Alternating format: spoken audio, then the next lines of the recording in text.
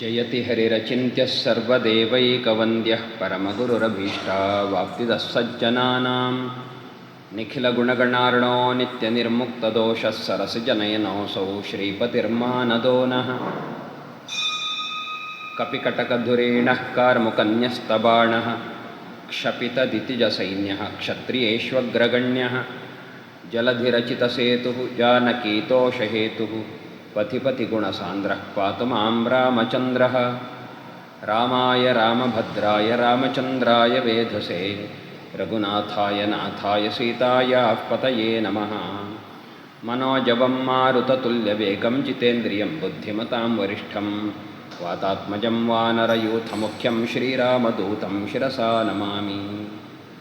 कूजन्तं राम रामेति मधुरं मधुराक्षरम् आरुह्य कविता शाखा मुंदे वाल्मीकिकोकिलं ಶ್ರೀಗುರುಭ್ಯೋ ನಮಃ.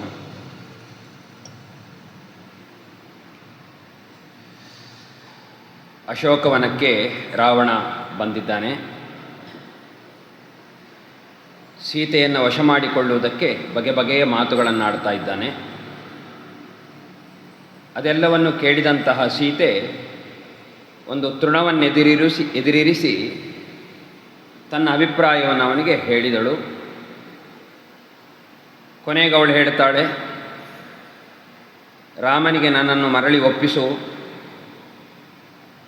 ಹಾಗಿದ್ದರೆ ನಿನಗೆ ಬದುಕುವುದಕ್ಕೆ ಅವಕಾಶ ಆಗ್ತದೆ, ಇಲ್ಲದಿದ್ದರೆ ನೀನು ಎಲ್ಲಿದ್ದರೂ ಕೂಡ ಜೀವವನ್ನು ಉಳಿಸಿಕೊಳ್ಳುವುದಕ್ಕೆ ನಿನಗೆ ಸಾಧ್ಯ ಇಲ್ಲ ಅಂತ ಇಷ್ಟು ನಿಷ್ಠುರವಾಗಿ ಸೀತೆ ಮಾತನ್ನಾಡಿದಳು. ರಾವಣನಿಗೆ ಸಿಟ್ಟು ಬಂತು ಈ ಮಾತನ್ನು ಕೇಳಿ. ಅವ ಹೇಳ್ತಾನೆ, ಯಥಾ ಯಥಾ ಸಾಂತ್ವಯಿತ್ವ ವಶ್ಯಸ್ತ್ರೀಣಾಂ ತಥಾ ತಥಾ ಯಥಾ ಯಥಾ ಪ್ರಿಯಂ ವಕ್ತ ಪರಿಭೂತಸ್ತಥಾ ತಥಾ. ಲೋಕದಲ್ಲಿ ನಿಯಮ ಹೇಗೆ ಅಂದರೆ, ಯಥಾ ಯಥಾ ಸಾಂತ್ವಯಿತ, ಒಬ್ಬ ಪುರುಷ ಸ್ತ್ರೀಯನ್ನು ಎಷ್ಟೆಷ್ಟು ಸಮಾಧಾನಗೊಳಿಸ್ತಾನೋ, ಅವಳಿಗೆ ಪ್ರಿಯವಾಗುವಂತೆ ಎಷ್ಟೆಷ್ಟು ವ್ಯವಹರಿಸ್ತಾನೋ, ತಥಾ ತಥಾ ಸ್ತ್ರೀಣಾಂ ವಶ್ಯ, ಅಷ್ಟಷ್ಟವನು ಸ್ತ್ರೀಯನಿಗೆ ವಶನಾಗುತ್ತಾನೆ. ಅಂದರೆ ಸ್ತ್ರೀಯರವನನ್ನು ಒಪ್ಪಿಕೊಳ್ತಾರೆ, ಅವರನ್ನಾಗಿ ಮಾಡಿಕೊಳ್ತಾರೆ. ಆದರೆ ನಿನ್ನ ವಿಚಾರದಲ್ಲಿ ಹೀಗಾಗಲಿಲ್ಲ. ನಾನು ಎಷ್ಟೆಷ್ಟು ಪ್ರಿಯವಾದ ಮಾತುಗಳನ್ನು ನಿನ್ನ ವಿಚಾರದಲ್ಲಿ ಆಡ್ತಾ ಇದ್ದೇನೋ ಅಷ್ಟಷ್ಟು ನಾನು ಅವಮಾನಿತನಾಗ್ತಾ ಇದ್ದೇನೆ, ತಿರಸ್ಕೃತನಾಗ್ತಾ ಇದ್ದೇನೆ. ತುಂಬ ಸಿಟ್ಟು ಬರ್ತಾ ಉಂಟು ನನಗೆ. ಆದರೆ ಸನ್ನಿಯಚ್ಛತಿ ಮೇ ಕ್ರೋಧಂ ತ್ವಯಿ ಕಾಮಃ ಸಮುತ್ಥಿತಃ ಧ್ರುವತೋ ಮಾರ್ಗಮಾಸಾದ್ಯ ಹಯಾನಿವಸು ಸಾರಥಿ. ನಿನ್ನ ವಿಷಯದಲ್ಲಿ ತುಂಬ ಸಿಟ್ಟು ಬರ್ತಾ ಇದೆ, ಆದರೆ ಅದಕ್ಕೆ ನಾನು ಯಾವ ಪ್ರತೀಕಾರವನ್ನು ಮಾಡ್ತಾ ಇಲ್ಲ. ಕಾರಣ ಏನು ಕೇಳಿದರೆ, ನನ್ನ ಸಿಟ್ಟನ್ನು ನಿನ್ನ ಬಗೆಗಿರುವಂತಹ ಕಾಮ ತಡೆದು ಹಿಡಿತಾ ಇದೆ. ಆ ಬಯಕೆ ನಿನ್ನ ಬಗ್ಗೆ ನನಗಿಲ್ಲದೇ ಇರ್ತಿದ್ರೆ ತಕ್ಕ ಪ್ರತೀಕಾರವನ್ನು ನಿನಗೆ ಮಾಡ್ತಿದ್ದೆ.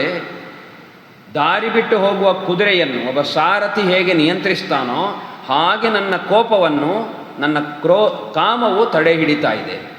ನಮಗೆ ಬೇಕು ಅಂತ ಅನ್ನಿಸಿದಾಗ ಅದನ್ನು ಸಾಧನೆ ಮಾಡುವುದಕ್ಕೆ ಯಾವ ರೀತಿಯ ದಾರಿಗೂ ನಾವು ಹಿಡಿತೇವೆ ಅಂತ.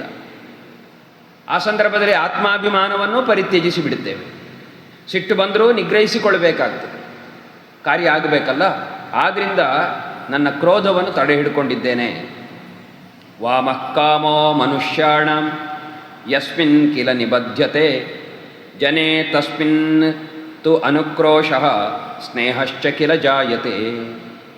ಒಬ್ಬ ಮನುಷ್ಯ ಯಾರ ವಿಚಾರದಲ್ಲಿ ಕಾಮ, ಬಯಕೆ, ಆಸಕ್ತಿಯನ್ನು ಹೊಂದುತ್ತಾನೋ ಅವರ ವಿಚಾರದಲ್ಲಿ ಅವನು ಕರುಣಾಳುವೇ ಆಗುತ್ತಾನೆ, ಅವರ ವಿಚಾರದಲ್ಲಿ ಪ್ರೀತಿಯನ್ನು ಹೊಂದುತ್ತಾನೆ. ಅಷ್ಟೂ ನನಗೆ ಪ್ರಬಲವಾದ ಬಯಕೆ ನಿನ್ನ ಬಗ್ಗೆ ಇರೋದರಿಂದ ನೀನು ಎಷ್ಟೇ ತಿರಸ್ಕರಿಸಿದರೂ ಕೂಡ ನಿನ್ನ ಬಗ್ಗೆ ನನಗಿನ್ನೂ ಸ್ನೇಹ ಉಳ್ಕೊಂಡಿದೆ, ಪ್ರೀತಿ ಉಳಿದಿದೆ. ನಿನ್ನ ವಿಚಾರದಲ್ಲಿ ನಾನು ಅನುಕಂಪ ಉಳ್ಳವನೇ ಆಗಿದ್ದೇನೆ. ಏತಸ್ಮಾತ್ ಕಾರಣಾತ್ ನತ್ವಾಂ ಘಾತಯಾಮಿ ವರಾನನೆ ವದಾರ್ಹಾಂ ಅವಮಾನಾರ್ಹಾಂ ಮಿಥ್ಯಾ ಪ್ರವ್ರಜಿತೇ ರತಾಂ. ಈ ಒಂದು ಕಾರಣದಿಂದ ನೀನು ಏನೇ ಮಾಡಿದರೂ ಕೂಡ ನಿನ್ನನ್ನು ನಾನು ಕೊಲ್ಲುತ್ತಾ ಇಲ್ಲ. ನೀನು ವಸ್ತುತಃ ವದಾರ್ಹಳು, ಅವಮಾನಕ್ಕೆ ಅರ್ಹಳು. ಆದರೆ ಹಾಗೆ ಮಾಡಲಿಲ್ಲ. ಕಾರಣ ಏನು ಕೇಳಿದರೆ ನಿನ್ನ ಬಗ್ಗೆ ಇರುವಂತಹ ಪ್ರೀತಿ, ಬಯಕೆ. ಜೊತೆಗೆ ನಿನ್ನ ಮೇಲೆ ಇನ್ನೊಂದು ಸಿಟ್ಟೇನು ಕೇಳಿದರೆ ಮಿಥ್ಯಾ ಪ್ರವ್ರಜಿತೇ ರಥಾಂ, ಸುಳ್ಳಾಗಿ ವ್ರತಧಾರಣೆಯನ್ನು ಮಾಡಿಕೊಂಡಿರುವ ವ್ಯಕ್ತಿಯಲ್ಲಿ ನೀನಿನ್ನೂ ರತಿಯನ್ನು ಉಳಿಸಿಕೊಂಡಿದ್ದಿ. ರಾಮ ಏನು ನಿಜವಾಗಿಯೂ ತಪಸ್ವಿ ಅಲ್ಲ, ತಪಸ್ವಿಯ ವೇಷವನ್ನು ಧರಿಸಿದವನಷ್ಟೇ, ತಪಸ್ಸಿಗಾಗಿಯೇ ಕಾಡಿಗೆ ಬಂದವನಲ್ಲ. ಆದ್ದರಿಂದ ನಿಜವಾದ ತಪಸ್ವಿಯೂ ಅಲ್ಲವನು. ಅಂಥವನ ವಿಚಾರದಲ್ಲಿ ನೀನಿನ್ನೂ ಆಸಕ್ತಿ ಹೊಂದಿದ್ದಿ ಎನ್ನುವುದೇ ನನ್ನ ಸಿಟ್ಟಿಗೆ ಕಾರಣ.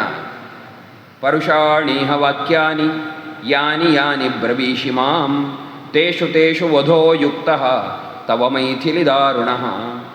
ನೀನು ಅತ್ಯಂತ ಕಠೋರವಾದ ಮಾತುಗಳನ್ನು ನನ್ನ ಬಗ್ಗೆ ಆಡ್ತಾ ಇದ್ದಿ, ನಿಂದಿಸ್ತಾ ಇದ್ದಿ. ನೀನು ಆಡುವ ಒಂದೊಂದು ನಿಂದೆಯ ಮಾತೂ ಕೂಡ ನಿನ್ನ ವಧೆಗೆ ಕಾರಣವಾಗುತ್ತದೆ. ಸೀತೆ ಇರುವುದು ರಾವಣನ ರಾಜ್ಯದಲ್ಲಿ, ರಾವಣನನ್ನೇ ನಿಂದಿಸು. ಹೀಗಿರುವಾಗ ಅವಳ ಒಂದೊಂದು ಮಾತೂ ಕೂಡ ಅವಳ ವಧೆಗೆ ಕಾರಣವಾಗ್ತದೆ. ಅಂತಹ ಮಾತುಗಳನ್ನು ನೀನು ಆಡ್ತಾ ಇದ್ದಿ. ಆದ್ದರಿಂದ ಹೀಗೆ ದಿನ ಮುಂದುವರಿತದೆ ಅಂತ ಭಾವಿಸಬೇಡ. ನಿನಗೊಂದು ಅವಧಿ ಕೊಟ್ಟಿದ್ದೇನೆ ನಾನು. 1 ವರ್ಷದಲ್ಲಿ ನೀನು ನನ್ನನ್ನು ಹೊಂದಬೇಕು ಎಂಬ ಅವಧಿಯನ್ನು ಕೊಟ್ಟಿದ್ದೇನೆ. 10 ತಿಂಗಳುಗಳು ಕಳೆದವು. ಈಗ 2 ಮಾಸೋ ರಕ್ಷಿತವ್ಯೌ ಮೇಯೋ ಅವಧಿಸ್ತೆ ಮಯಾ ದತ್ತಃ ತತಃ ಶಯನಮಾರೋಹ ಮಮ ತ್ವಂ ವರವರ್ಣಿನಿ. 2 ಮಾಸಗಳ ಅವಧಿಯನ್ನು ನಿನಗೆ ಉಳಿಸಿದ್ದೇನೆ. ಈ ಅವಧಿಯಲ್ಲಿ ನೀನಾಗಿಯೇ ಬಂದು ನನ್ನ ಹಾಸುಗೆಯನ್ನು ಹೊಂದಬೇಕು. ಹಾಗಿದ್ದರೆ ನಿನಗೆ ಉಳ್ಕೊಳ್ಳುವುದಕ್ಕೆ ಅವಕಾಶ ಆಗ್ತದೆ, ಜೀವಂತ ನೀನು ಉಳಿತಿ. ಒಂದೊಮ್ಮೆ ನೀನು ಆ ರೀತಿ ಮಾಡದಿದ್ದರೆ ದ್ವಾಭ್ಯಾಂ ಊರ್ಧ್ವಂತು ಮಾಸಾಭ್ಯಾಂ ಭರ್ತಾರಂ ಮಾಂ ಅನಿಚ್ಛತೀಂ ಮಮ ತ್ವಾಂ ಪ್ರಾತರಾಶಾರ್ಥಾಯ ಪ್ರಾಶರಾರ್ಥಂ ಆಲಬಂತೆ ಮಹಾನಸೆ.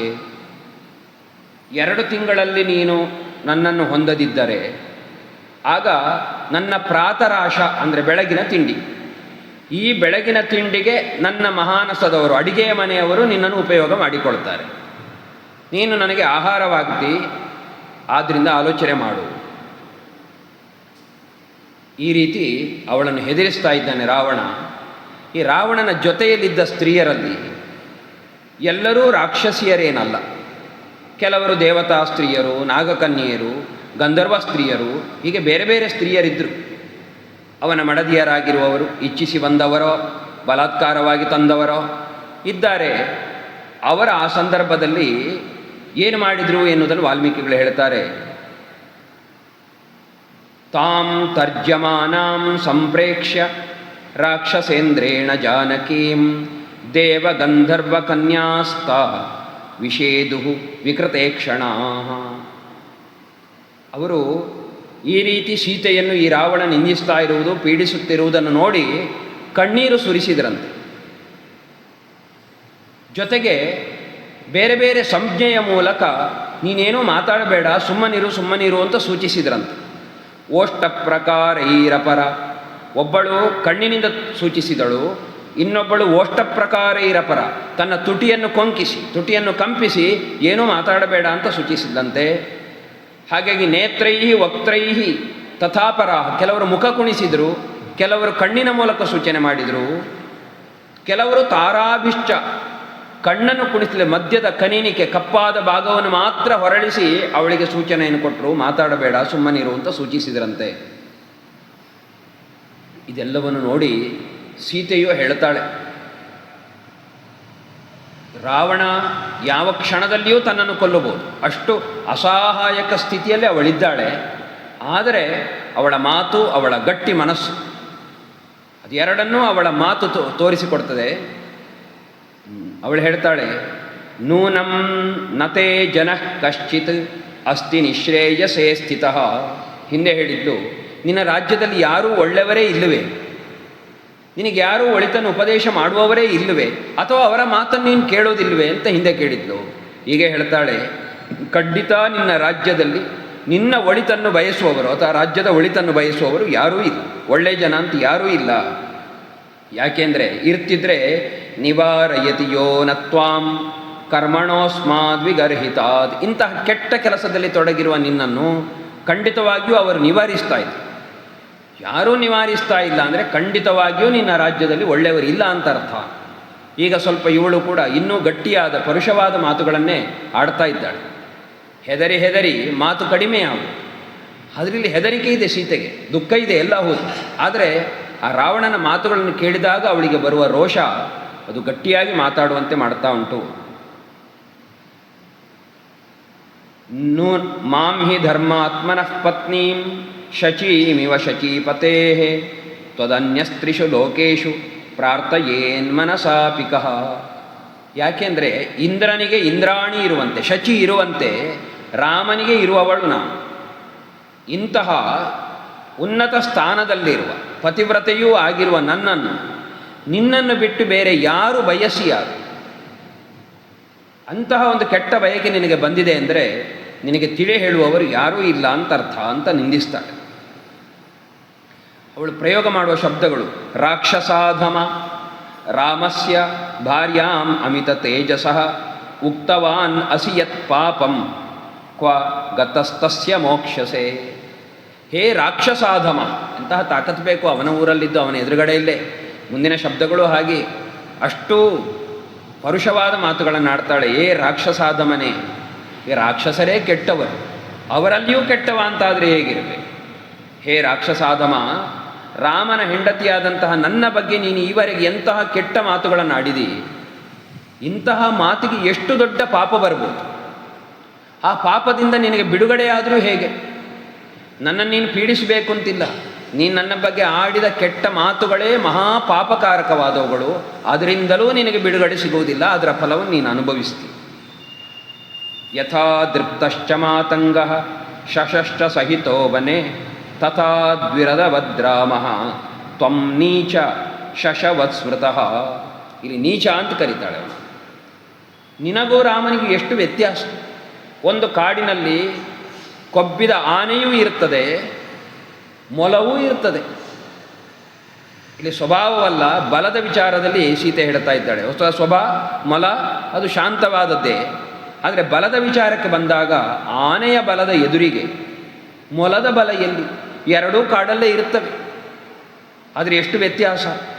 ರಾಮ ಆನೆಯಂಥವನು, ಹೇ ನೀಚನೆ, ನೀನು ಮೊಲದಂತೆ, ಅಷ್ಟೂ ದುರ್ಬಲ ರಾಮನ ಮುಂಭಾಗದಲ್ಲಿ. ಇದನ್ನು ನೀನು ಆಲೋಚನೆ ಮಾಡಿಕೊ. ಸತ್ವಂ ಇಕ್ಷ್ವಾಕುನಾಥತ್ವಂ ನಾಥಂ ವೈ ಕ್ಷಿಪನ್ನಿಹನ ಲಜ್ಜಸೆ. ಅಂತಹ ಇಕ್ಷ್ವಾಕುನಾಥ ರಾಮ, ಅವನ ಬಲ ನಿನ್ನ ಎದುರುಗಡೆ ಆನೆಯ ಬಲದಂತೆ, ನೀನು ಮೊಲದಂತೆ. ಇಂತಹ ನೀನು ರಾಮನ ಬಗ್ಗೆ ಇಷ್ಟು ಕುತ್ಸಿತವಾದ ಮಾತುಗಳನ್ನು ಆಡಿದೆ ಈವರೆಗೆ. ನಿನಗೆ ಸ್ವಲ್ಪವೂ ನಾಚಿಕೆ ಇಲ್ವ? ಅಂದರೆ ಒಬ್ಬನನ್ನು ನಿಂದಿಸುವುದಿರ್ಬೋದು, ತನ್ನನ್ನು ಹೊಗಳಿಕೊಳ್ಳುವುದಿರ್ಬೋದು, ಅದಕ್ಕೂ ಒಂದು ಬೆಲೆ ಬರುವುದು ಯಾವಾಗ ಅಂದರೆ ತಾನು ಯಾರನ್ನು ನಿಂದಿಸ್ತಾ ಇದ್ದೇನೋ ಅವನು ನಿಜವಾಗಿಯೂ ನಿಂದನಾಗಿರಬೇಕು, ನಾನು ನಿಜವಾಗಿಯೂ ಸ್ತುತಿಗೆ ಅರ್ಹನಾಗಿರಬೇಕು. ಇದು ಇಲ್ಲದಿದ್ದರೆ ಸ್ತುತಿಗೆ ಅರ್ಹನಲ್ಲದವನು ಸ್ತುತಿಸಿಕೊಳ್ಳುವುದು. ಸ್ವಲ್ಪ ಆದರೂ ನಾಚಿಕೆ ಬೇಡುವ ನಮಗೆ? ನಿನಗೆ ನಾಚಿಕೆ ಇಲ್ಲ ಅಂತ ಹೇಳ್ತಾಳೆ. ಚಕ್ಷುಷೋರ್ ವಿಷಯಂ ತಸ್ಯ ನ ತಾವದುಪಗಚ್ಚಸಿ. ನಿನ್ನದಿಷ್ಟೆಲ್ಲ ಹಾರಾಟ ಇಲ್ಲಿಯವರೆಗೆ ಅಂದರೆ ಎಲ್ಲಿಯವರೆಗೆ ನೀನು ರಾಮನ ಕಣ್ಣಿಗೆ ಬೀಳುವುದಿಲ್ಲವೋ ಅಲ್ಲಿಯವರೆಗೆ ಮಾತ್ರ. ಇಮೇತೆ ನಯನೆ ಕ್ರೂರೆ ವಿರೂಪೆ ಕೃಷ್ಣ ಪಿಂಗಲೆ. ದೊಡ್ಡ ದೊಡ್ಡ ಕಣ್ಣರಳಿಸಿ ಅವಳನ್ನು ಸಿಟ್ಟಿಂದ ನೋಡ್ತಾ ಇದ್ದಾನೆ. ಅವಳು ಹೇಳ್ತಾಳೆ, ಈ ನಿನ್ನ ಕೆಟ್ಟ ಕಣ್ಣುಗಳು ಅವು ಕ್ಷಿತೌನ ಪತಿತೆ ಕಸ್ಮಾತ್ ಅನಾರ್ಯ ಮಾಂ ಅನಾರ್ಯ ನಿರೀಕ್ಷತಃ. ನನ್ನನ್ನು ಕೆಟ್ಟ ದೃಷ್ಟಿಯಿಂದ ನೀನು ನೋಡ್ತಾ ಇದೆಯಲ್ಲ, ನಿಜವಾಗಿ ಆದರೂ ನಿನ್ನ ಕಣ್ಣು ಬಿದ್ದು ಹೋಗಬೇಕು. ಅಷ್ಟು ಪಾಪ ಕೆಲಸವನ್ನು ನೀನು ಮಾಡ್ತಾ ಇದ್ದಿ, ಆದರೂ ನಿನ್ನ ಕಣ್ಣು ಬಿದ್ದೋಗಿಲ್ಲ. ತಸ್ಯ ಧರ್ಮಾತ್ಮನಃ ಪತ್ನೀಂ ಸ್ನುಷಾಂ ದಶರಥಸ್ಯ ಚ. ಧರ್ಮಾತ್ಮನಾದ ರಾಮನ ಪತ್ನಿ, ಆ ದಶರಥನ ಸೊಸೆ.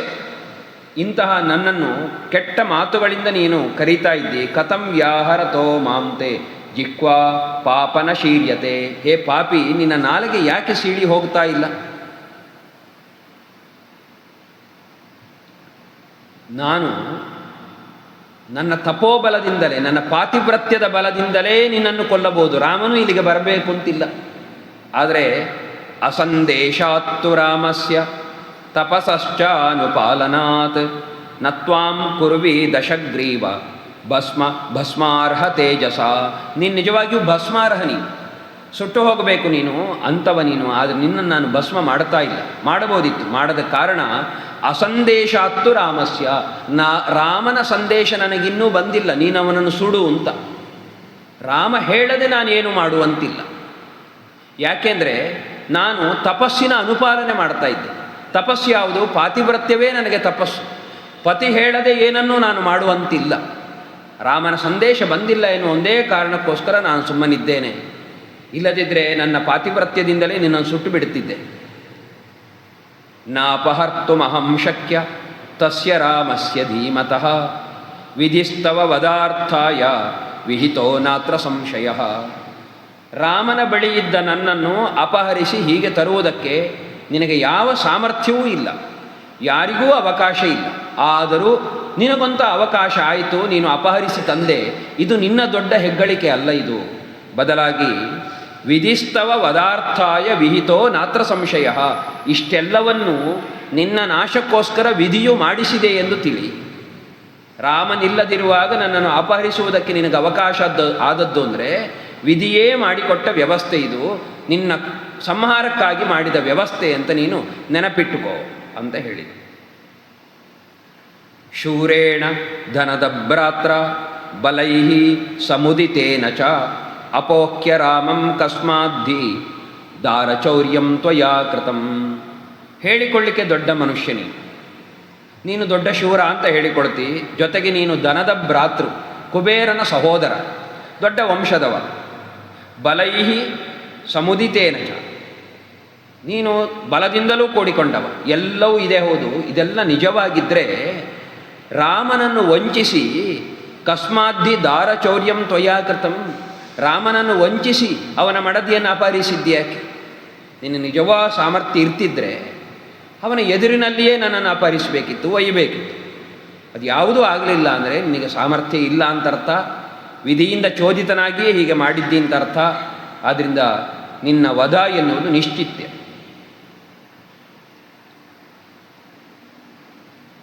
ಆನಯೇನಾಭಿಸಂಪನ್ನ ಮರ್ತಹೀನಮನುವ್ರಜೆ ನಾಶಯಾಮ್ಯಹಮದ್ಯತ್ವಾಂ ಸೂರ್ಯ ಸಂಧ್ಯಾಮಿ ಔಜಸ. ಸೀತೆ ರಾವಣನಿಷ್ಟು ಕಠೋರವಾಗಿ ನಿಂದಿಸಿದಾಗ ರಾವಣನಿಗೆ ಮತ್ತೂ ಸಿಟ್ಟು ಜಾಸ್ತಿ ಆಯಿತು. ಕೋಪ ಸಂರಕ್ತ ಲೋಚನ, ಸಿಟ್ಟಿನಿಂದ ಮತ್ತೂ ಕೆಂಪಾದ ಕಣ್ಣುಳ್ಳವನಾಗಿ, ಮೊದಲೇ ಆಸವ ಸೇವನೆ ಅಭ್ಯಾಸ ಉಂಟು, ಅರ್ಧ ನಿದ್ದೆಯಿಂದ ಎದ್ದು ಬಂದಿದ್ದಾನೆ. ಸ್ವಲ್ಪ ಕೋಪ ಈಗಲೇ ಬಂದಿದೆ. ಅವಳ ಈ ಕಠೋರವಾದ ಮಾತುಗಳನ್ನು ಕೇಳಿ ಮತ್ತೂ ಅವನ ಕಣ್ಣು ಕೆಂಪಾಯಿತು. ಅವ ಉವಾಚ ರಾವಣ ಸೀತಾಂ ಭುಜಂಗ ಇವ ನಿಶ್ವಸನ್, ಹಾವಿನಂತೆ ಬುಸುಗುಟ್ಟುತ್ತಾ ಸೀತೆಯನ್ನು ಕುರಿತು ಈ ಮಾತುಗಳನ್ನು ಹೇಳ್ತಾನೆ.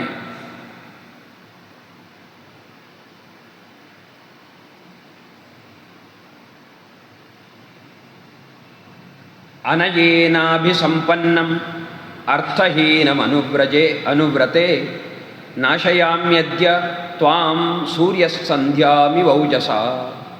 ನೀನು ಕೆಟ್ಟ ದಾರಿಯಲ್ಲಿ ಹೋಗ್ತಾ ಇದ್ದಿ. ನನ್ನ ದೃಷ್ಟಿಯಲ್ಲಿ ನೀನು ನನ್ನನ್ನು ಒಪ್ಪಿಕೊಳ್ಳದೇ ಇರುವಂಥದ್ದು ಕೆಟ್ಟ ದಾರಿ. ಈ ಕೆಟ್ಟ ದಾರಿಯಲ್ಲಿ ನೀನು ಹೋಗ್ತಾ ಇದ್ದಿ. ನಿನ್ನನ್ನು ಸೂರ್ಯನ ಬೆಳಕು ಬಂದ ಕೂಡಲೇ ಹೇಗೆ ಅಂಧಕಾರ ನಾಶ ಆಗ್ತದೋ, ಸೂರ್ಯನು ಹೇಗೆ ಕ್ಷಣ ಮಾತ್ರದಲ್ಲಿ ಅಂಧಕಾರವನ್ನು ನಾಶ ಮಾಡ್ತಾನೋ ಹಾಗೆ ನಿನ್ನನ್ನು ನಾನು ನಾಶ ಮಾಡ್ತೇನೆ. ಆದರೆ 2 ತಿಂಗಳ ಅವಕಾಶ ಅವಳಿಗುಂಟು, ಮನಸ್ಸು ಬದಲಾವಣೆ ಮಾಡಿಕೊಳ್ಳುವುದಿದ್ರೆ ಅಂತ. ಅದಕ್ಕೊಂದು ಅವಕಾಶ ಕೊಡ್ತಾ ಇದ್ದೇನೆ. ಕಾರಣ ಏನು? ಇಷ್ಟು ನಿಂದಿಸಿದರೂ ಅವಳ ಬಗೆಗಿರುವ ವ್ಯಾಮೋಹ.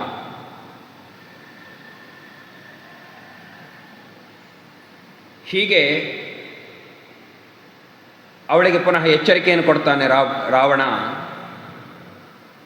ಅನಾಸಿಕಾಂ ಸಿಂಹಮುಖೀಂ ಗೋಮುಖೀಂ ಸೋಕರೀಮುಖೀಂ ಯಥಾ ಮದ್ವಶಗಾ ಸೀತಾ ಕ್ಷಿಪ್ರಂ ಭವತಿ ಜಾನಕಿ ತಥಾ ಕುರುತ ರಾಕ್ಷಸ್ಯ ಸರ್ವಾಹ ಕ್ಷಿಪ್ರಂ ಸಮೇತ್ಯ ಚ.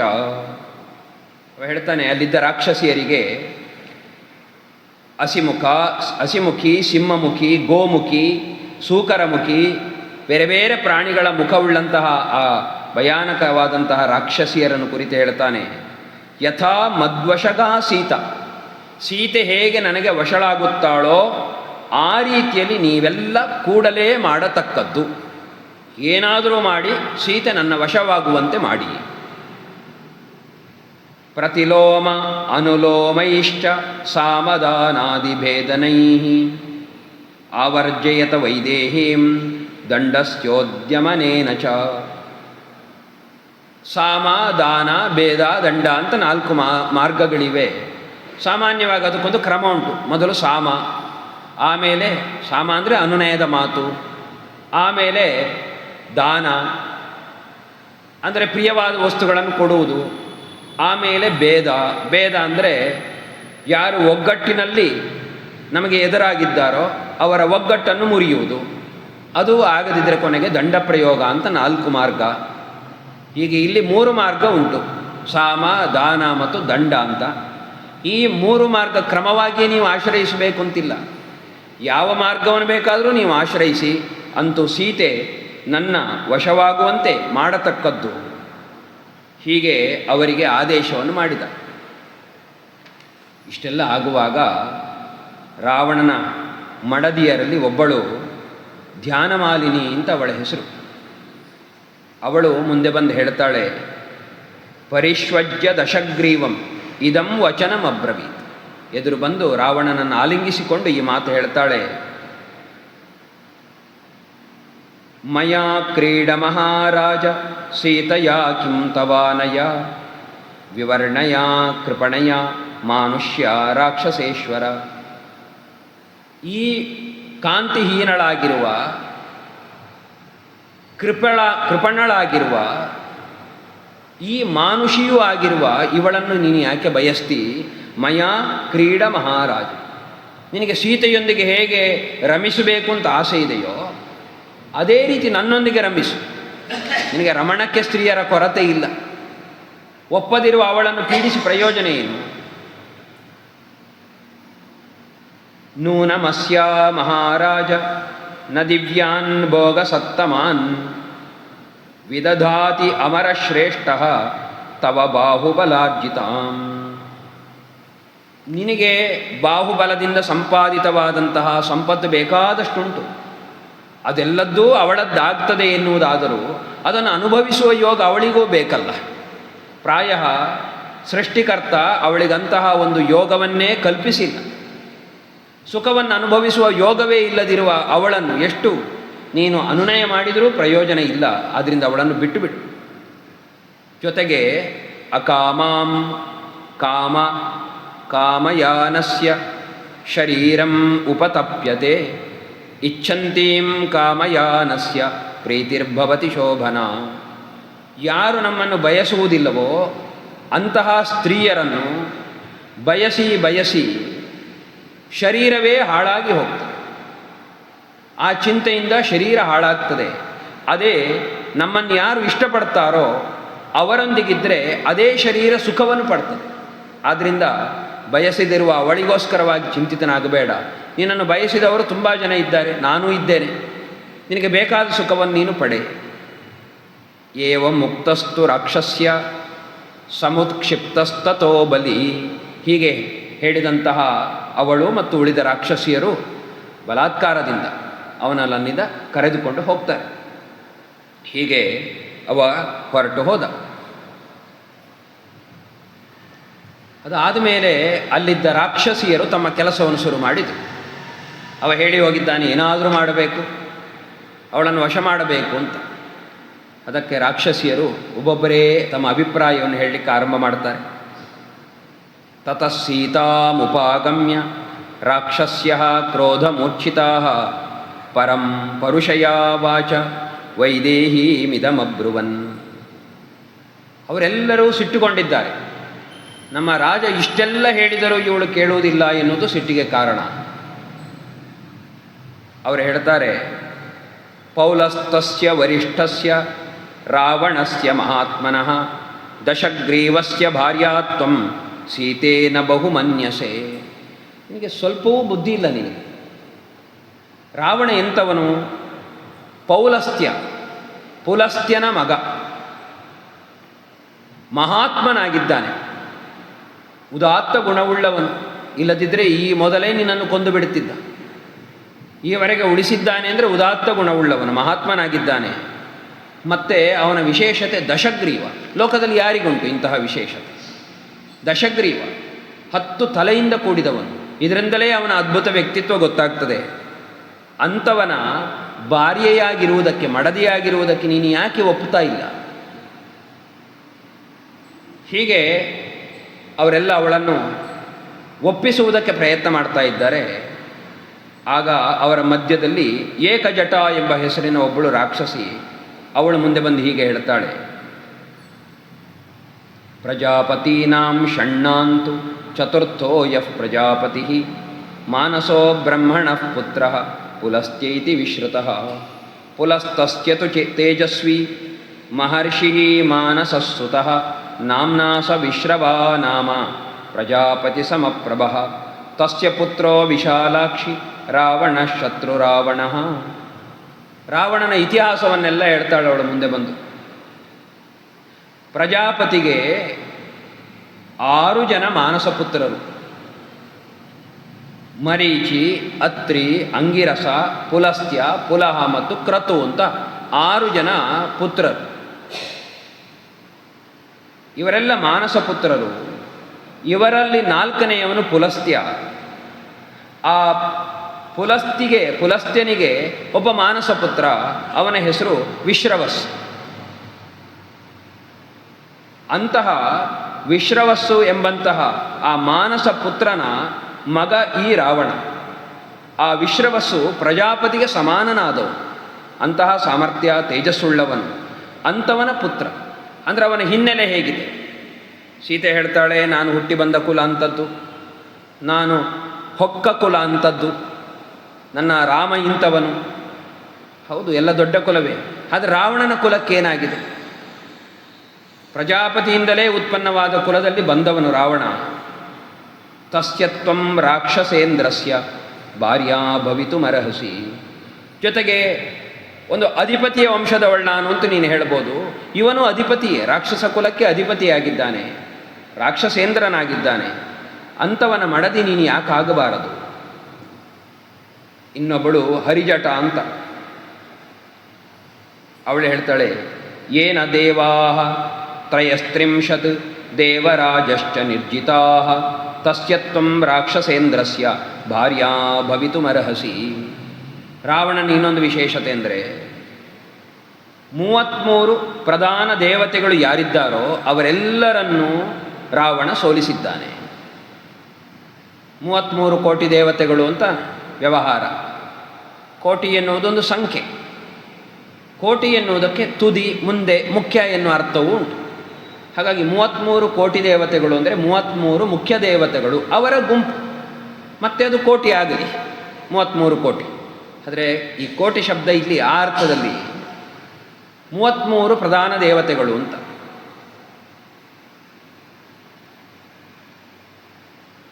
ಅಷ್ಟವಸುಗಳು,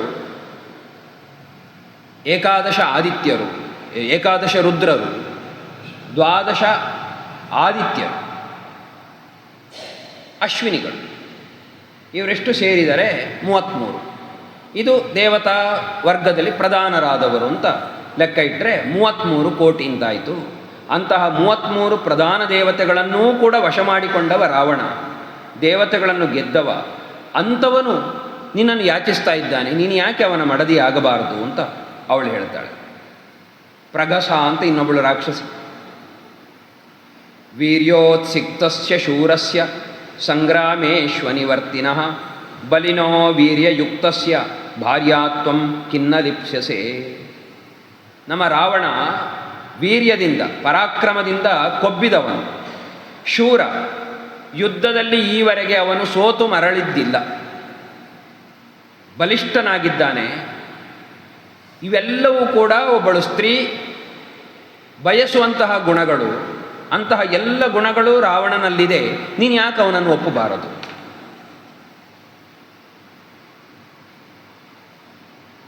ಪ್ರಿಯಾಂ ಬಹುಮತಾಂ ಭಾರ್ಯಾಂ ತ್ಯಕ್ತ್ವಾ ರಾಜ ಮಹಾಬಲಃ ಸರ್ವಾಸಾಂಚ ಮಹಾಭಾಗಾಂ ತ್ವಾಂ ಉಪಯಿಷ್ಯಸಿ ರಾವಣಃ. ಜೊತೆಗೆ ಎಷ್ಟು ಜನ ಮಡದಿಯರಿದ್ದಾರೆ ರಾವಣನಿಗೆ, ಅವರೆಲ್ಲರನ್ನೂ ಬಿಟ್ಟು ನಿನ್ನನ್ನೇ ಬಯಸ್ತಾ ಇದ್ದಾನೆ ಅಂತಾದರೆ ನಿನ್ನ ಅದೃಷ್ಟ ಎಷ್ಟು ದೊಡ್ಡದು ಅಂತ ನೀನು ಆಲೋಚನೆ ಮಾಡು. ಮಹಾಭಾಗ, ಅತ್ಯಂತ ಅದೃಷ್ಟವುಳ್ಳವಳು ನೀನು. ಇಂತಹ ಅದೃಷ್ಟ ಇದ್ದಾಗಲೂ ರಾವಣನನ್ನು ನೀನು ಯಾಕೆ ಬಯಸಬಾರದು? ಇನ್ನೊಬ್ಬಳು ವಿಕಟ ಅಂತ, ಅವಳೇ ಹೇಳ್ತಾಳೆ, ಅಸಕೃತ ಭೀಮ ವೀರ್ಯೇಣ ನಾಗಗಂಧರ್ವ ದಾನವಾಹ ನಿರ್ಜಿತಾ ಸಮರೇ ಯೇನ ಸತೇ ಪಾರ್ಶ್ವಂ ವಾಗತಃ. ಯುದ್ಧದಲ್ಲಿ ಮತ್ತೆ ಮತ್ತೆ ನಾಗರು, ಗಂಧರ್ವರು, ದಾನವರು ಹೀಗೆ ಎಲ್ಲರೂ ಯಾವ ರಾವಣನಿಂದ ಸೋಲಿಸಲ್ಪಟ್ಟರೋ ಅವನೇ ನಿನ್ನ ಬಳಿಗೆ ಬಂದು ಬೇಡ್ತಾ ಇದ್ದಾನೆ. ಯಾಕೆ ನೀನು ಒಪ್ಪಿಕೊಳ್ಳಬಾರದು? ಇನ್ನೊಬ್ಬಳು ದುರ್ಮುಖಿ ಅಂತ, ಅವಳೇ ಹೇಳ್ತಾಳೆ, ಯಸ್ಯ ಸೂರ್ಯೋ ನ ತಪತಿ ಭೀತೋ ಯಸ್ಯ ನ ಮಾರುತಃ ಸವಾತಿ ಸ್ಮಯತಾಪಾಂಗಿ ಕಿಂತ್ವಂ ತಸ್ಯ ನ ತಿಷ್ಠಸಿ. ರಾವಣನ ಸಾಮರ್ಥ್ಯ ಎಷ್ಟು ಅಂದರೆ, ಯಸ್ಯ ಸೂರ್ಯೋ ನ ತಪತಿ ಭೀತಃ, ಹೆದರಿದಂತಹ ಸೂರ್ಯ ಲಂಕೆಯಲ್ಲಿ ಸುಡುವುದಿಲ್ಲ, ಮಂದ ಪ್ರಕಾಶವನ್ನೇ ಬೀರ್ತಾನೆ. ಹಾಗೆಯೇ ಮಾರುತನು ಕೂಡ ನವಾತಿ, ಗಟ್ಟಿಯಾಗಿ ಬೀಸುವುದಿಲ್ಲ ರಾವಣನ ಹೆದರಿಕೆಯಿಂದ. ಪುಷ್ಪವೃಷ್ಟಿಂಚ ತರವಃ ಮುಮುಚುಹು ಯಸ್ಯ ವೈಭಯಾತ್, ಯಾವಾಗಲೂ ಕೇವಲ ವಸಂತ ಅಂತಿಲ್ಲ, ಇಲ್ಲಿ ವರ್ಷದ 12 ತಿಂಗಳುಗಳೂ ಕೂಡ ಎಲ್ಲ ವೃಕ್ಷಗಳು, ಎಲ್ಲ ಲತೆಗಳು ಕೂಡ ಪುಷ್ಪವೃಷ್ಟಿಯನ್ನೇ ಮಾಡುತ್ತವೆ. ಶೈಲಾಶ್ಚ ಸುಬ್ರೂಹು ಪಾನೀಯಂ ಜಲದಾಶ್ಚ ಯದೇಚ್ಛತಿ. ಪರ್ವತಗಳು ರಾವಣ ಯಾವಾಗ ಬೇಕು ಅಂತ ಬಯಸ್ತಾನೋ ಆಗ ನೀರನ್ನು ಸುರಿಸ್ತವೆ, ನೀರನ್ನು ಆ ಝರಿಯ ಮೂಲಕ ಹೊರಬಿಡುತ್ತವೆ. ಮೇಘಗಳು ಕೂಡ ರಾವಣ ಬಯಸಿದಾಗ ನೀರನ್ನು ಸುರಿಸ್ತವೆ. ಈ ರೀತಿ ಪ್ರಕೃತಿಯನ್ನು ಹಿಡಿತದಲ್ಲಿಟ್ಟುಕೊಂಡವ ರಾವಣ. ಅಂಥವನ ಮಡದಿ ನೀನು ಯಾಕಾಗಬಾರದು? ಸಾಧುತೆ ತತ್ವತೋ ದೇವಿ ಕಥಿತಂ ಸಾಧು ಭಾಮಿನಿ ಗೃಹಾಣ ಸುಸ್ಮಿತೆ ವಾಕ್ಯಂ ಅನ್ಯಥಾ ನ ಭವಿಷ್ಯಸಿ. ಹೇಳ್ತಾರೆ, ಸಾಧು ಮಾತುಗಳನ್ನು ನಿನಗೆ ನಾವು ಆಡಿದ್ದೇವೆ, ನಮ್ಮ ಮಾತನ್ನು ಕೇಳು, ರಾವಣನನ್ನು ವರಿಸು, ಇಲ್ಲದಿದ್ದರೆ ನೀನು ಉಳಿಯುವುದಿಲ್ಲ ಅಂತ ಅವಳನ್ನು ಅನುನಯ, ಸಾಮದ ಮೂಲಕ ವಶ ಮಾಡಿಕೊಳ್ಳುವುದಕ್ಕೆ ಆ ರಾಕ್ಷಸಿಯರು ಪ್ರಯತ್ನ ಮಾಡ್ತಾ ಇದ್ದಾರೆ. ಸೀತೆಯಲ್ಲಿ ಯಾವ ಬದಲಾವಣೆಯೂ ಇಲ್ಲ. ಅವಳು ಹೇಳ್ತಾಳೆ, ನ ಮಾನುಷೀ ರಾಕ್ಷಸಸ್ಯ ಭಾರ್ಯಾ ಭವಿತುಮರ್ಹತಿ. ನಾನು ಅವನನ್ನು ಇಷ್ಟಪಡುವುದಿಲ್ಲ ಎನ್ನುವುದಕ್ಕೆ ಕಾರಣ ಪತಿವ್ರತೆ, ರಾಮನೇ ಎಲ್ಲವೂ ಹೌದು. ಬೇರೆ ಕಾರಣ ಕೊಡುವುದಿದ್ದರೂ ನಾನು ಮನುಷ್ಯಳು ರಾಕ್ಷಸನನ್ನು ಬಯಸುವುದಕ್ಕೆ ಸಾಧ್ಯವೇ ಇಲ್ಲ. ನಾನಂತೂ ಅವನನ್ನು ಬಯಸುವುದಿಲ್ಲ. ಆದರೆ ನನ್ನ ಮಾತಿಗೆ ನಿಮಗೆ ಒಪ್ಪಿಗೆ ಇಲ್ಲ ಅಂತಾದರೆ ಏನು ಮಾಡ್ತೀರೋ ಮಾಡಿ, ನೀವು ತೊಂದರೆ ಇಲ್ಲ. ಕಾಮಂ ಖಾದತ ಮಾಂ ಸರ್ವ ನ ಕರಿಷ್ಯಾಮಿ ವೋ ವಚಃ. ನೀವು ಬೇಕಿದ್ರೆ ನನ್ನನ್ನು ತಿನ್ನಿ, ಆದರೆ ನಿಮ್ಮ ಮಾತನ್ನು ನಾನು ಅನುಸರಣೆ ಮಾಡುವುದೇ ಇಲ್ಲ. ನನ್ನ ರಾಮ ದೀನೋವಾ ರಾಜ್ಯಹೀನೋವಾ, ಅವನು ದೀನನೇ ಆಗಿರಲಿ, ರಾಜ್ಯ ಇಲ್ಲದವನೇ ಆಗಿರಲಿ, ಏನೇ ಇದ್ದರೂ ಯೋಮೇ ಭರ್ತ ಸಮೇ ಗುರುಹು, ನನಗವನೇ ಗಂಡ, ಅವನು ನನಗೇ ಹಿರಿಯವ. ತಂ ನಿತ್ಯಂ ಅನುರಕ್ತಾಸ್ಮಿ, ನಾನು ನಿತ್ಯವೂ ಅವನಲ್ಲೇ ಪ್ರೀತಿ ಉಳ್ಳವಳು. ಪುನಃ ಹೇಳ್ತಾಳೆ, ಯಥಾ ಸೂರ್ಯಂ ಸುವರ್ಚಲ. ಹಾಗೆಯೇ ಯಥಾ ಶಚಿ ಮಹಾಭಾಗ ಶಕ್ರಂ ಸಮುಪತಿಷ್ಠತಿ. ಇಂದ್ರನನ್ನು ಬಿಟ್ಟು ಇಂದ್ರಾಣಿ ಹೇಗಿರುವುದಿಲ್ಲವೋ, ಅರುಂಧತಿ ವಸಿಷ್ಠಂಚ, ಅರುಂಧತಿ ವಸಿಷ್ಠನನ್ನು ಬಿಟ್ಟು ಹೇಗಿರುವುದಿಲ್ಲವೋ, ಹಾಗೆಯೇ ಚಂದ್ರನನ್ನು ಬಿಟ್ಟು ರೋಹಿಣಿ ಇರುವುದಿಲ್ಲವೋ, ಅಗಸ್ತ್ಯನನ್ನು ಬಿಟ್ಟು ಲೋಪಾಮುದ್ರೆ ಹೇಗಿಲ್ಲವೋ, ಚವನನನ್ನು ಬಿಟ್ಟು ಸುಕನ್ಯೆ ಹೇಗಿಲ್ಲವೋ, ಸತ್ಯವಂತನನ್ನು ಬಿಟ್ಟು ಸಾವಿತ್ರಿ ಹೇಗಿಲ್ಲವೋ, ಸೌದಾಸ ಎನ್ನುವನು ಬಿಟ್ಟು ಅವನ ಮಡದಿ ಮದಯಂತಿ ಹೇಗಿರಲಿಲ್ವೋ, ನಳನನ್ನು ಬಿಟ್ಟು ದಮಯಂತಿ ಹೇಗಿಲ್ಲವೋ, ಸಗರನನ್ನು ಬಿಟ್ಟು ಅವನ ಮಡದಿಯಾದ ಕೇಶಿನಿ ಹೇಗಿರಲಿಲ್ವೋ, ಹಾಗೆ ನನ್ನ ಪತಿಯನ್ನು ಬಿಟ್ಟು ನಾನು ಇರುವುದಕ್ಕಿಲ್ಲ. ಆದ್ದರಿಂದ ನೀವು ನನ್ನನ್ನು ತಿನ್ನೋದಿದ್ದರೆ ತಿನ್ನಿ, ನಿಮ್ಮ ಮಾತನ್ನಂತೂ ನಾನು ಪಾಲನೆ ಮಾಡುವುದಿಲ್ಲ. ಆಗ ಸಿಟ್ಟುಗೊಂಡಂತಹ ರಾಕ್ಷಸಿಯರು ಅವಳನ್ನು ಇನ್ನೂ ಗಟ್ಟಿ ಸ್ವರದಲ್ಲಿ ನಿಂದಿಸಲಿಕ್ಕೆ ಆರಂಭಿಸಿದರು. ನಿಂದಿಸ್ತಾರೆ. ಸೀತೆ ಎಲ್ಲವನ್ನು ಕೇಳ್ತಾಳೆ. ಸಂವರ್ಚ್ಯಮಾನ ಭೀಮಾಭಿ ರಾಕ್ಷಸೀಭಿರ್ವರಾನನ ಸಾ ಬಾಷ್ಪಂ ಉಪಮಾರ್ಜಂತಿ ಶಿಂಶಪಾಂ ತಮುಪಾಗಮತ್. ಅವಳಿದ್ದದ್ದು ಮೊದಲು ಆ ಚೈತ್ಯ ಪ್ರಾಕಾರದಲ್ಲಿ. ರಾಕ್ಷಸಿಯರು ಕಠೋರವಾಗಿ ನಿಂದಿಸುವುದಕ್ಕೆ ಆರಂಭ ಮಾಡಿದ ಮೇಲೆ ಕಣ್ಣೀರನ್ನು ಸುರಿಸ್ತಾ ಅಲ್ಲಿಂದ ಹೊರಟು ಆ ಶಿಂಶುಪ ವೃಕ್ಷದ ಬಳಿಗೆ ಬಂದು ಅಲ್ಲಿ ನಿಂತುಕೊಂಡರು. ಅಭಿಗಮ್ಯ ವಿಶಾಲಾಕ್ಷಿ ತಸ್ಥೌ ಶೋಕ ಪರಿಪ್ಲುತ. ಅಲ್ಲಿ ಬಂದು ಕಣ್ಣೀರನ್ನು ಸುರಿಸ್ತಾ ನಿಂತುಕೊಂಡಿದ್ದಾಳೆ. ಆಗ ಅಲ್ಲಿಗೂ ಬಂದು ರಾಕ್ಷಸಿಯರು ಪುನಃ ಅವಳನ್ನು ನಿಂದಿಸುವುದಕ್ಕೆ ಆರಂಭಿಸಿದರು. ಅವ್ರು ಹೇಳ್ತಾರೆ, ಏತದುಕ್ತಂಚ ಮೇ ವಾಕ್ಯಂ ಯದಿ ತ್ವಂ ನ ಕರಿಷ್ಯಸಿ ಅಸ್ಮಿನ್ ಮುಹೂರ್ತೆ ಸರ್ವಾಸ್ತ್ವಾಂ ಭಕ್ಷಯಿಷ್ಯಾಮಹೇ ವಯಂ. ನಮ್ಮ ಮಾತನ್ನು ನೀನೀಗ ಕೇಳದಿದ್ದರೆ ಇದೇ ಕ್ಷಣದಲ್ಲಿ ನಿನ್ನನ್ನು ನಾವೆಲ್ಲರೂ ಸೇರಿ ತಿಂದು ಬಿಡ್ತೇವೆ. ಅವರ ಮಧ್ಯದಲ್ಲಿ ಒಬ್ಬಳು ವಿಕಟ ಅಂತ ಅವಳು ಹೇಳ್ತಾಳೆ, ರಾವಣಾಂತಃಪುರಂ ಘೋರಂ ಪ್ರವಿಷ್ಟ ಚಾಸಿ ಮೈಥಿಲಿ ರಾವಣಸ್ಯ ಗೃಹೇ ರುದ್ಧ ಅಸ್ಮಾಭಿಸ್ತು ಸುರಕ್ಷಿತ ನ ತ್ವಾಂ ಶಕ್ತಃ ಪರಿತ್ರಾತುಂ ಅಪಿ ಸಾಕ್ಷಾತ್ ಪುರಂದರಃ ಕುರುಷ್ವ ಹಿತವಾದಿನ್ಯಾ ವಚನಂ ಮಮ ಮೈಥಿಲಿ.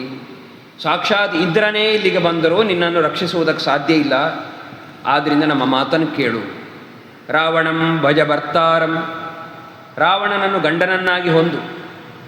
ಹಾಗೆ ಮಾಡದಿದ್ದರೆ ಉತ್ಪಾಟ್ಯವಾ ತೇ ಹೃದಯಂ ಭಕ್ಷಯಿಷ್ಯಾಮಿ ಮೈಥಿಲಿ, ನಿನ್ನ ಹೃದಯವನ್ನೇ ಸೀಳಿ ನಿನ್ನನ್ನು ನಾನು ತಿಂತೇನೆ. ಹೀಗೆ ಒಬ್ಬೊಬ್ಬರು ರಾಕ್ಷಸಿಯರು ನಿನ್ನನ್ನು ಕೊಲ್ತೇವೆ ಎನ್ನುವ ರೀತಿಯಲ್ಲೇ ಮಾತನಾಡಿ ಅವಳನ್ನು ಹೆದರಿಸುವುದಕ್ಕೆ ಪ್ರಯತ್ನ ಮಾಡ್ತಾಳೆ. ಆಗ ಸೀತೆ ಹೇಳ್ತಾಳೆ,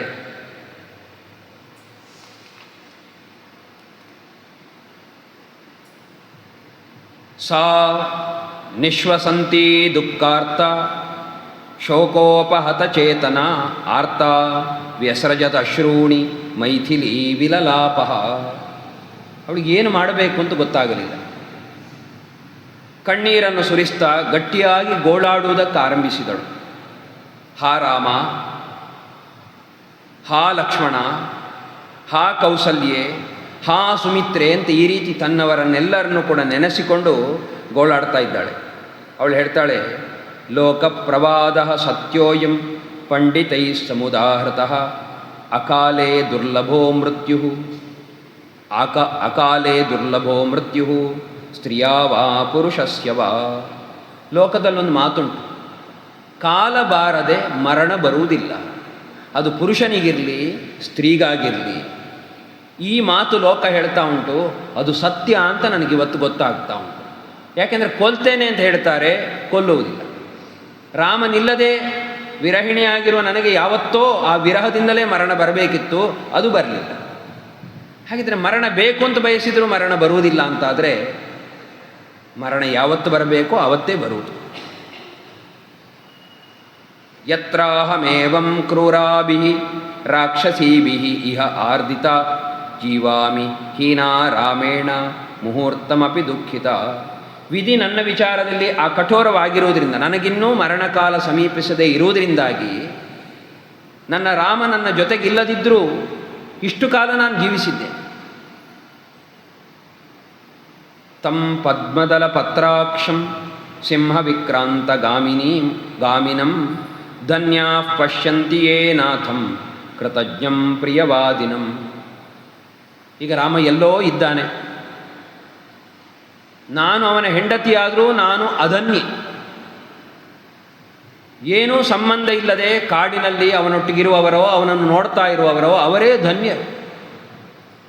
ನಾನು ಇನ್ನೂ ಪ್ರಾಣ ಉಳಿಸಿಕೊಂಡಿದ್ದೇನೆ ಎನ್ನುವುದು ಮಾತ್ರ ನನ್ನ ದೌರ್ಭಾಗ್ಯ ಅಲ್ಲ, ರಾಮನನ್ನು ನೋಡದೆ ಬದುಕಿದ್ದೇನೆ ಎನ್ನುವುದು ನನ್ನ ದೌರ್ಭಾಗ್ಯ. ಹಾಗಿದ್ದರೆ ಕೀದೃಶಂತು ಮಹಾಪಾಪಂ ಪುರಾ ಜನ್ಮಾಂತರೇ ಕೃತಂ ಏನೇದಂ ಪ್ರಾಪ್ಯತೆ ದುಃಖಂ ಮಯಾ ಘೋರಂ ಸುದಾರುಣಂ. ಇಂತಹ ಭಯಾನಕವಾದ ದುಃಖ ನನಗೆ ಬರ್ತಾ ಇದೆಯಲ್ಲ, ಹಾಗಿದ್ದರೆ ಹಿಂದಿನ ಜನ್ಮದಲ್ಲಿ ನಾನು ಏನು ಪಾಪ ಮಾಡಿದ್ದಿರಬೇಕು? ಸಾಮಾನ್ಯ ಪಾಪ ಅಲ್ಲ, ಮಹಾಪಾಪಂ ಪುರಾಜನ್ಮಾಂತರೇ ಕೃತಂ. ಏನೋ ದೊಡ್ಡ ಪಾಪ ನಾನು ಮಾಡಿದ್ದೇನೆ, ಅದರ ಫಲವಾಗಿ ನನಗಿಂಥ ಸ್ಥಿತಿ ಬಂದಿದೆ. ಜೀವಿತಂ ತ್ಯಕ್ತುಮಿಚ್ಛಾಮಿ ಶೋಕೇನ ಮಹತಾವೃತ. ಇಷ್ಟು ದೊಡ್ಡ ಪಾಪ ನನಗೆ ಬಂದಿದೆಯಲ್ಲ, ಅವರು ನನ್ನನ್ನು ಕೊಲ್ಲುವುದಲ್ಲ, ನಾನೇ ಪ್ರಾಣವನ್ನು ಕಳ್ಕೊಳ್ಬೇಕು ಅಂತ ಬಯಸ್ತಾ ಇದ್ದೇನೆ.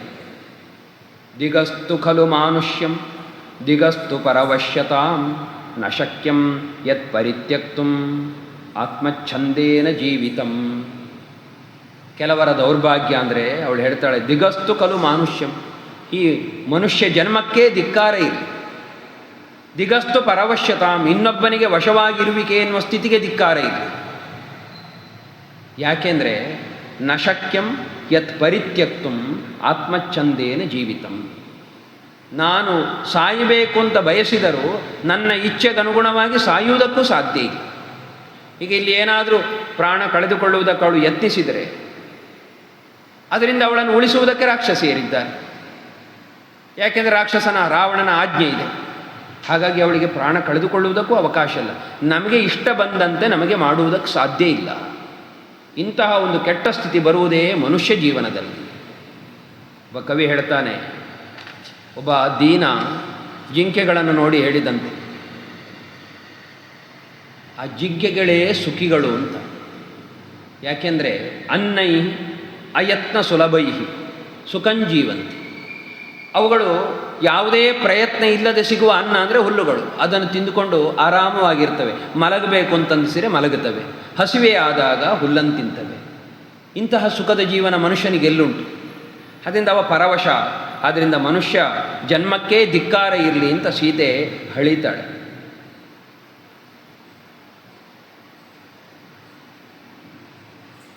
ಆಮೇಲೆ ಉನ್ಮತ್ತೇವ ಪ್ರಮತ್ತೇವ ಭ್ರಾಂತಚಿತ್ತೇವ ಶೋಚತಿ ಉಪಾವೃತ್ತ ಕಿಶೋರೀವ ವಿವೇಷ್ಟಂತೀ ಮಹೀತಲೆ.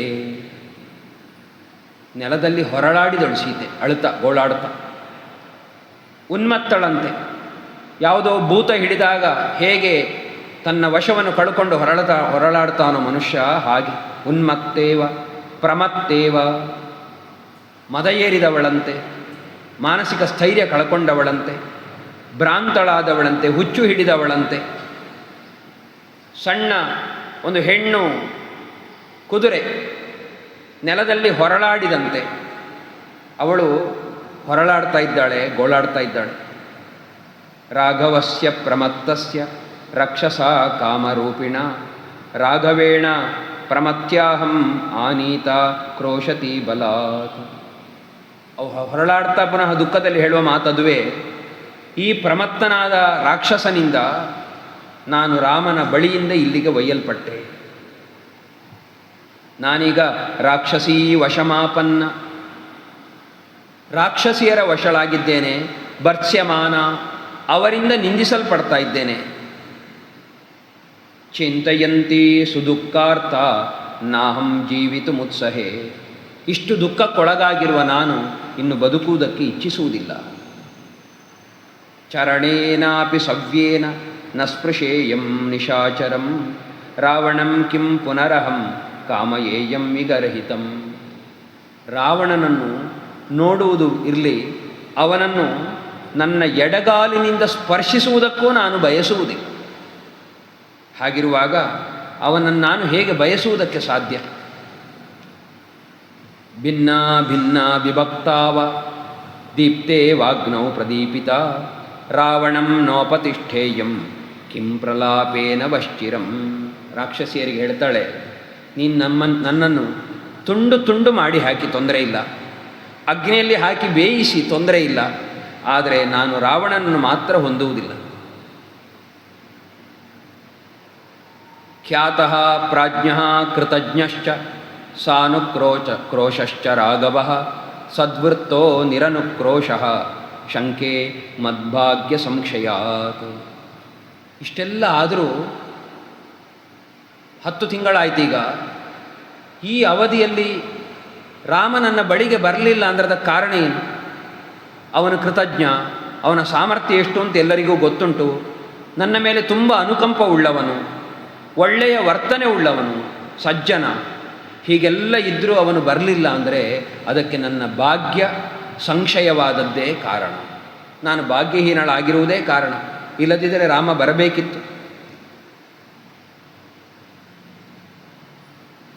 ನಿರುದ್ಧ ರಾವಣೇನಾಯಂ ಅಲ್ಪವೀರ್ಯೇಣ ರಾಕ್ಷಸ.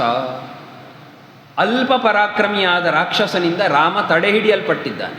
ಅಂದರೆ ನಾನು ಎಲ್ಲಿದ್ದೇನೆ ಎನ್ನುವುದು ರಾಮನಿಗೆ ಗೊತ್ತಾಗ್ತಾ ಇಲ್ಲ. ಕಾರಣ ಏನು? ನನ್ನ ಭಾಗ್ಯದೋಷವೇ ಕಾರಣ.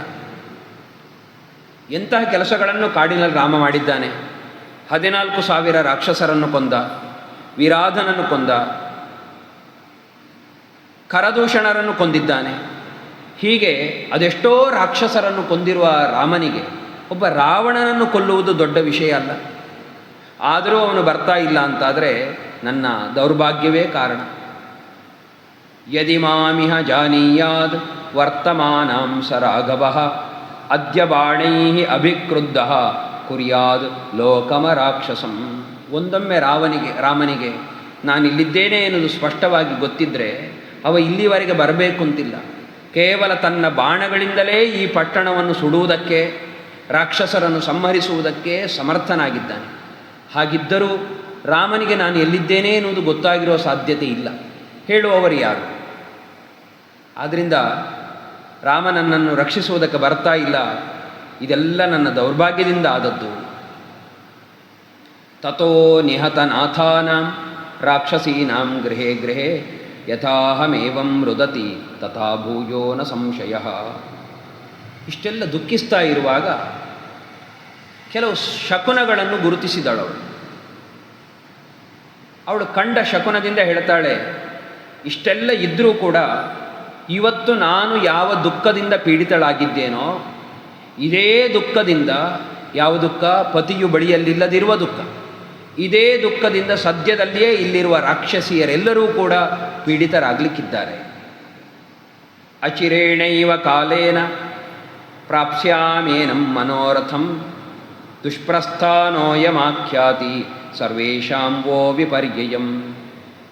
ಸ್ವಲ್ಪವೇ ಸಮಯದಲ್ಲಿ ನನ್ನ ಮನೋರಥವನ್ನು ನಾನು ಈಡೇರಿಸಿಕೊಳ್ತೇನೆ. ನಿಮಗೆಲ್ಲರಿಗೂ ನಾಶ ಬರಲಿಕ್ಕಿದೆ, ಅದನ್ನು ನಿಶ್ಚಯವಾಗಿಯೂ ಹೇಳ್ತೇನೆ. ಈ ರೀತಿ ಸೀತೆ ರಾಕ್ಷಸಿಯರಿಗೆ ಎಚ್ಚರವನ್ನೂ ಕೊಡ್ತಾಳೆ. ಕೇಳಿ ಅವರಿಗೆ ಸಿಟ್ಟು ಬಂತು. ಅವರು ಹೇಳ್ತಾರೆ, ಧ್ರುವಂ ಮಾಂ ಪ್ರಾತರಾಶಾರ್ಥಂ ರಾಕ್ಷಸ ಕಲ್ಪಯಿಷ್ಯತಿ. ಸೀತೆ ಹೇಳೋ ಮಾತು, ನಾನು ಅವನನ್ನು ಒಪ್ಪದಿದ್ದರೆ ಧ್ರುವಂ ಮಾಂ ಪ್ರಾಶರಾರ್ಥಂ ರಾಕ್ಷಸ ಕಲ್ಪಯಿಷ್ಯತಿ, ಅವನೇ ಹೇಳಿದಂತೆ ನಿಶ್ಚಯವಾಗಿಯೂ ನನ್ನನ್ನು ಅವನ ಉಪಾಹಾರದ ವಸ್ತುವನ್ನಾಗಿ ಮಾಡಿಕೊಳ್ತಾನೆ. ಮಾಡಲಿ, ತೊಂದರೆ ಇಲ್ಲ. ನೂನಂ ಮೈಮೇವ ಶೋಕೇನ ಸವೀರೋ ಲಕ್ಷ್ಮಣಾಗ್ರಜ ದೇವಲೋಕಮಿತೋ ಯಾತಃ ತ್ಯಕ್ವಾ ದೇಹಂ ಮಹೀತಲೆ. ಒಂದೊಮ್ಮೆ ಅಂತಹ ನನ್ನ ಆ ಸ್ಥಿತಿ ನನಗೆ ಬರ್ತದೆ ಅಂದರೆ ಏನು ಅಭಿಪ್ರಾಯ ಕೇಳಿದರೆ, ನಿಶ್ಚಯವಾಗಿಯೂ ರಾಮ ದೇಹತ್ಯಾಗ ಮಾಡಿ ಲೋಕಾಂತರಕ್ಕೆ ಹೋಗಿದ್ದಾನೆ ಅಂತ ಅರ್ಥ. ರಾವಣ ನನ್ನನ್ನು ಪ್ರಾತರಾಶ ಮಾಡಿಕೊಳ್ತಾನೆ ಅಂದರೆ ರಾಮ ಜೀವಂತವಾಗಿ ಉಳಿದಿಲ್ಲ ಅಂತ ಅರ್ಥ. ಅಂತಹ ಸ್ಥಿತಿ ಬಂದರೆ ಅದೂ ಆಗಬಹುದು. ಸಾಹಂ ತ್ಯಕ್ತಾ ಪ್ರಿಯಾರ್ಹೇಣ ರಾಮೇಣ ವಿದಿತಾತ್ಮನ ಪ್ರಾಣಾಂ ತ್ಯಕ್ಷ್ಯಾಮಿ ಪಾಪಸ್ಯ ರಾವಣಸ್ಯ ಗತಾವಶಂ. ಹಾಗೆ ರಾಮ ಒಂದೊಮ್ಮೆ ದೇಹತ್ಯಾಗ ಮಾಡಿದ್ದವುದಾದರೆ ಅನಿವಾರ್ಯವಾಗಿ ನಾನು ರಾವಣನಿಗೆ ವಶ ಆಗುವುದು. ಹೇಗೆ? ಅವನ ಪ್ರಾತರಾಶರಾಗುವ ಮೂಲಕ, ಅವನಿಗೆ ಆಹಾರವಾಗುವ ಮೂಲಕ ನಾನು ಅವನಿಗೆ ವಶವಾಗುವುದೇ ಹೊರತು ಅವನಿಚ್ಛಿಸಿದಂತೆ ನಾನು ವಶವಾಗುವುದಕ್ಕೆ ಸಾಧ್ಯವೇ ಇಲ್ಲ ಅಂತ ಸೀತೆ ಸ್ಪಷ್ಟವಾಗಿ ರಾಕ್ಷಸಿಯರಿಗೆ ಹೇಳ್ತಾಳೆ. ಇಷ್ಟೆಲ್ಲ ಸಂಭಾಷಣೆಗಳು, ನಿಂದೆಗಳು, ಹೆದರಿಸುವಿಕೆ ಇದೆಲ್ಲ ನಡೀತಾ ಉಂಟು. ಅವರೆಲ್ಲರ ಮಧ್ಯದಲ್ಲಿ ಒಬ್ಬಳು ರಾಕ್ಷಸಿ, ತ್ರಿಜಟ. ಇಷ್ಟೆಲ್ಲ ಆಗುವಾಗ ನಿಧಾನವಾಗಿ ಅವಳಿಗೆ ಎಚ್ಚರ ಆಯಿತಂತೆ. ಇದು ಚಿಂತೆ ಇಲ್ಲದವನಿಗೆ ಸಂತೆಯಲ್ಲಿ ನಿದ್ದೆ ಅಂತ ಒಂದು ಮಾತುಂಟಲ್ಲ, ಹಾಗಿದ್ದಿರಬಹುದು. ಯಾಕೆಂದರೆ ರಾವಣ ಹೇಳಿದ ಮಾತನ್ನು ಪಾಲಿಸಬೇಕು ಎನ್ನುವ ಮನಸ್ಥಿತಿ ಅವಳಿಗಿಲ್ಲ. ಏನೋ ಮಾಡಿಕೊಳ್ತಾ ಇರ್ತಾರೆ, ಮಾಡಲಿ ಎನ್ನುವ ಭಾವನೆ ಇದ್ದಿರಬೇಕು. ಹಾಗಾಗಿ ಅವಳಿಗೆ ನಿದ್ದೆ ಬಂದದ್ದಿರಬಹುದು. ನಿದ್ದೆಯಿಂದ ಎಚ್ಚೆತ್ತು ಅವಳು ಹೇಳ್ತಾಳೆ, ಆತ್ಮಾನಂ ಕಾದತಾನಾರ್ಯ ನ ಸೀತಾಂ ಭಕ್ಷಯಿಷ್ಯಥ ಜನಕಸ್ಯ ಸುತಾಂ ಇಷ್ಟಾಂ ಸ್ನುಷಾಂ ದಶರಥಸ್ಯ ಚ. ನೀವು ತಿನ್ನುವುದೇ ಹೌದಾದರೆ ನನ್ನನ್ನು ತಿನ್ನಿ, ದಶರಥನ ಸೊಸೆಯಾಗಿರುವ ಈಕೆಯನ್ನು ನೀವು ತಿನ್ನಲಿಕ್ಕೆ ಹೋಗಬೇಡಿ. ಯಾಕೆಂದರೆ ಸ್ವಪ್ನೋಖ್ಯದ್ಯ ಮಯಾ ದೃಷ್ಟ ದಾರುಣೋ ರೋಮಹರ್ಷಣ. ನಾನೀಗ ರೋಮಾಂಚನವಾಗಬಲ್ಲ ಒಂದು ದಾರುಣ ಸ್ವಪ್ನವನ್ನು ನೋಡಿದೆ. ರಾಕ್ಷಸಾನಾಂ ಅಭಾವಾಯ ಭರ್ತುರಸ್ಯಾಜಯಾಯ ಚ. ಆ ಸ್ವಪ್ನ ಹೇಗಿದೆ ಅಂದರೆ ರಾಕ್ಷಸರ ನಾಶವನ್ನು ಸೂಚಿಸ್ತದೆ, ಇವಳ ಪತಿಯ ವಿಜಯವನ್ನು ಸೂಚಿಸ್ತದೆ. ಅಂತಹ ಒಂದು ಸ್ವಪ್ನವನ್ನು ನಾನೀಗ ನೋಡಿದೆ. ಆ ಸ್ವಪ್ನದಲ್ಲಿ ಗಜದಂತಮಯೀಂ ದಿವ್ಯಾಂ ಶಿಬಿಕಾಂ ಅಂತರಿಕ್ಷಗಾಂ ಯುಕ್ತಾಂ ಹಂಸ ಸಹಸ್ರೇಣ ಸ್ವಯಮಾಸ್ಥಾಯ ರಾಘವಃ ಶುಕ್ಲಮಾಲ್ಯಾಂಬರಧರಃ ಲಕ್ಷ್ಮಣೇನ ಸಹಾಗತಃ. ನನಗೆ ಬಿದ್ದ ಕನಸಿನಲ್ಲಿ ರಾಮನು ಲಕ್ಷ್ಮಣ ಸಹಿತನಾಗಿ ದಂತಮಯವಾದಂತಹ ಶಿಬಿಕ ಪಲ್ಲಕ್ಕಿ ರಥ ಅದನ್ನೇರಿ ಬರ್ತಾ ಇದ್ದಾನೆ. ಅದು ಸಹಸ್ರ ಹಂಸ ಸಂಯುಕ್ತವಾಗಿದೆ. ಅಂತಹ ದಿವ್ಯವಾದಂತಹ ರಥದಲ್ಲಿ ರಾಮ ಬಿಳಿಯಾದ ಮಾಲೆಯನ್ನು ಬಿಳಿಯಾದ ವಸ್ತ್ರವನ್ನು ಧಾರಣೆ ಮಾಡಿಕೊಂಡು ಇಲ್ಲಿಗೆ ಬಂದಿದ್ದಾನೆ. ಸ್ವಪ್ನೇ ಚಾದ್ಯಮಯಾ ದೃಷ್ಟ ಸೀತಾ ಶುಕ್ಲಾಂಬರಾವೃತ ಸಾಗರೇಣ ಪರಿಕ್ಷಿಪ್ತಂ ಶ್ವೇತಂ ಪರ್ವತಮಾಸ್ಥಿತ ರಾಮಾಯಣ ಸಂಗತಾ ಸೀತಾ ಭಾಸ್ಕರೇಣ ಪ್ರಭಾಯಥ. ಆ ಕನಸಿನಲ್ಲಿ ಸೀತೆಯು ಬಿಳಿಯಾದ ವಸ್ತ್ರವನ್ನುಟ್ಟವಳಾಗಿ ಸಾಗರದಿಂದ ಆವೃತವಾದ ಈ ಬಿಳಿಯಾದ ಪರ್ವತದ ಮೇಲೆ ರಾಮನೊಂದಿಗೆ ಕುಳಿತಿರುವುದನ್ನು ನಾನು ಕಂಡೆ. ಪುನಃ ಕನಸಿನಲ್ಲಿ ರಾಮ ಹೀಗೆ ಕಾಣಿಸಿಕೊಂಡ. ರಾಘವಶ್ಚ ಪುನಃ ದೃಷ್ಟಃ ಚತುರ್ದಂತಂ ಮಹಾಗಜಂ ಆರೂಢ ಶೈಲಸಂಕಾಶಂ ಚಚಾರ ಸಹ ಲಕ್ಷ್ಮಣಃ. 4 ದಂತದ ದಿವ್ಯವಾದ ಒಂದು ಆನೆಯ ಮೇಲೆ ಕುಳಿತಂತಹ ರಾಮ ಸಂಚರಿಸುತ್ತಿರುವುದನ್ನು ನಾನು ಕಂಡೆ.